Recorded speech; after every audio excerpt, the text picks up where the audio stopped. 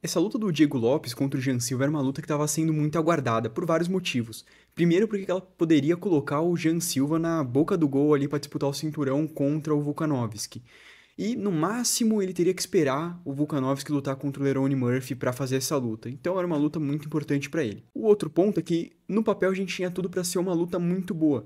Por um lado, a gente tem o Jean, que atropelou todo mundo que passou na frente dele, e por outro, o Diego Lopes, que entrou no UFC com uma derrota contra o Evloev, pegando com pouco tempo de antecedência, mas ele entregou muito nessa luta, e depois ele emplacou uma sequência de vitórias aí em tempo recorde, e conseguiu a disputa pelo cinturão também. Ele chegou até a pegar um substituto poucas horas antes da luta, né? Que foi o caso dele lutar contra o Brian Ortega e depois, poucas horas antes da luta, o Brian Ortega passou mal e foi substituído pelo Dan Ige. O terceiro elemento de hype para essa luta foi que o Gian ele trouxe muita mídia para ela, né? Então, já desde antes da luta ser marcada, eles estavam trocando provocações, principalmente por parte do Gian. No começo, o Diego Lopes estava até levando na brincadeira, falou que o Jean Silva tinha inveja do cabelo dele, etc. Mas, chegando mais perto da semana da luta, você viu que o Diego Lopes ele realmente ficou mais incomodado. Até porque eles se encontraram algumas vezes antes da luta, na semana da luta, e tiveram que ser separados. O resultado foi que essa rivalidade dividiu o Brasil no meio, né? Uma parte ficou muito mais a favor do Diego Lopes e outra do Jean Silva. Boa parte do porquê isso aconteceu é porque eu acredito que o brasileiro ele não goste muito desse atleta que faz trash talk, até porque a gente já sofreu muito na mão disso, né? A gente tem um exemplo do Colby Covington, que fez trash talk aqui no Brasil, sobre o Brasil, contra o Damian Maia, e depois venceu o Damian Maia. E a gente tem também um exemplo do Conor McGregor, que falou um monte de merda no ouvido do José Aldo, e depois nocauteou o cara em poucos segundos de luta. E a gente também tem um exemplo oposto disso. Um dos atletas que mais atrai público aqui no Brasil hoje em dia é o Charles do Bronx, que é sempre um atleta que visa muito mais pela humildade, pelo respeito do outro atleta, do que por esse jogo de trash talk. Um exemplo disso é o que o Charles fez aqui no Brasil, agora com um evento que ele vai encabeçar junto com o Rafael Fiziev, que em 3 dias eles fizeram que um evento numerado aqui no Brasil não conseguiu fazer. Em 3 dias eles lotaram a arena. Por outro lado, a gente também tem um ponto que o Jean usou bastante para atrair público para ele, né? Atrair torcida para ele. Foi o fato de que o Diego faz muito tempo que mora no México e treina lá. Então ele quis usar isso para falar que o Diego Lopes não é brasileiro e que o brasileiro devia torcer para o brasileiro, que é o Jean. Inclusive, o evento foi encabeçado pelo Diego, representando o lado mexicano, né? Porque era um evento muito voltado para a torcida do México. E tudo que a gente achava dessa luta no papel realmente aconteceu. A gente teve algumas surpresas também, mas acredito que assim como eu, você também imaginava que quem levaria vantagem na trocação seria o Jean Silva e quem levaria vantagem na parte de solo seria o Diego. Ou seja, a estratégia do Jean seria defender quedas, manter a luta em pé e colocar golpes contundentes, que é o que ele normalmente faz nas lutas. Por outro lado, a estratégia do Diego seria conseguir levar a luta para o solo, porque na trocação ele provavelmente iria perder para o Jean, e no solo aí fazer um ground and pound ou até finalizar a luta. Além disso, eu imaginava que se a luta acabasse no começo, ou seja, nos 2 primeiros rounds, quem teria a mão levantada seria o Jean. Por outro lado, uma luta mais longa, eu acreditava que favorecia muito o Diego Lopes. Até porque a gente viu o Diego lutar muito bem em 5 rounds com o Volkanovski. E essa poderia ser a estratégia que ele ia usar. Ele ia receber golpes como ele recebeu, mas não ia ser nocauteado, ia conseguir frustrar o Jean, porque bater e ver o outro cara não cair também frustra. O Jean ia ficando cansado e ao longo da luta o Diego ia crescendo. O Diego Lopes conseguiu chegar bem rápido na montada, e depois da montada foi cotovelada a rodo.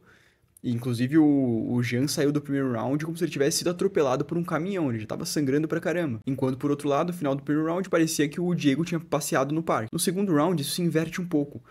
Deu pra ver que o Jean tava sendo muito mais contundente, então, inclusive, teve algumas vezes que deu até pra ver que ele bambeou um pouquinho o Diego, mas o queixo do Diego é um negócio absurdo. Ele conseguiu absorver os golpes como se não fosse nada, se manteve em pé e seguiu a luta. E foi logo depois disso que o jogo mudou um pouco.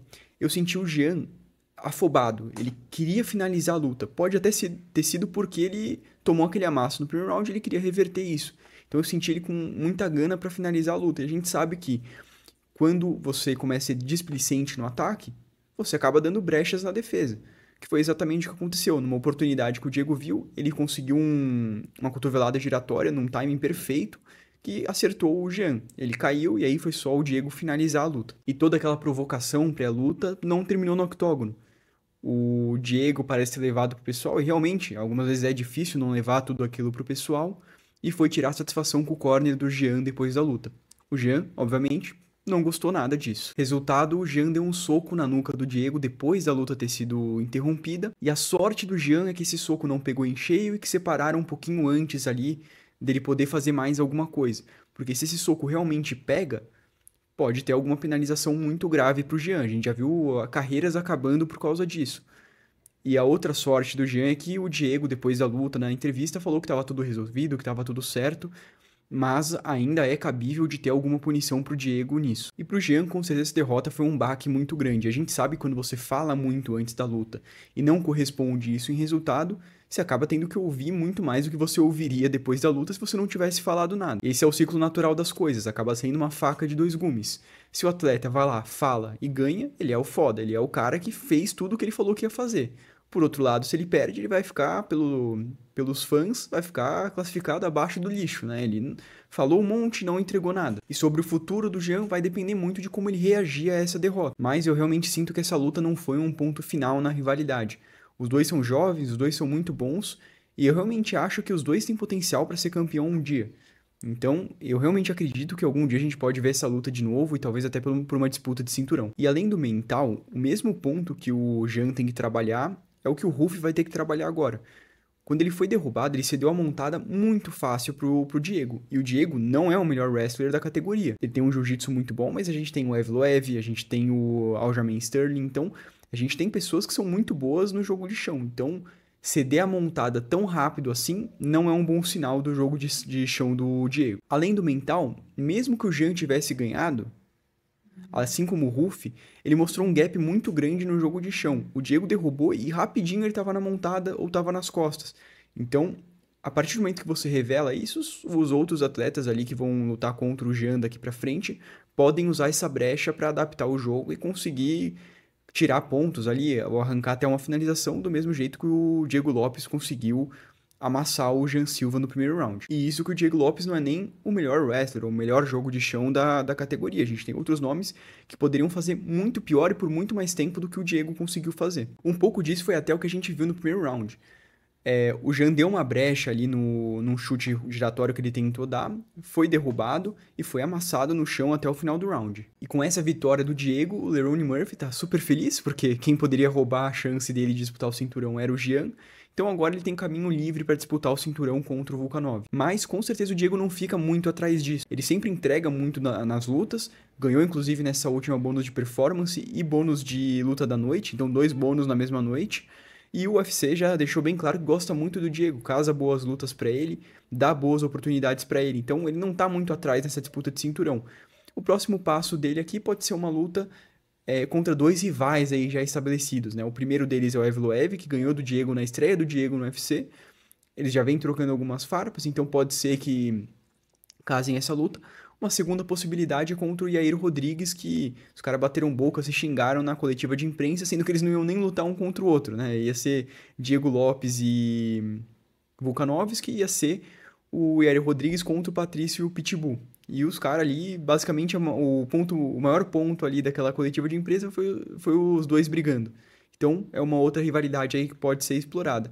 Um outro nome aí que pode surgir é o Sterling, mas eu acredito que o UFC poderia usar essas duas outras rivalidades aí para fazer uma luta boa. Até talvez encabeçar um outro evento de Fight Night. E uma dúvida que levanta é qual que vai ser o futuro da Fight Nerds, né? Porque o último dos atletas que tava sem derrota nenhuma no UFC acabou de perder. Então qual que vai ser o futuro dele? Será que acabou? Será que o hype foi embora?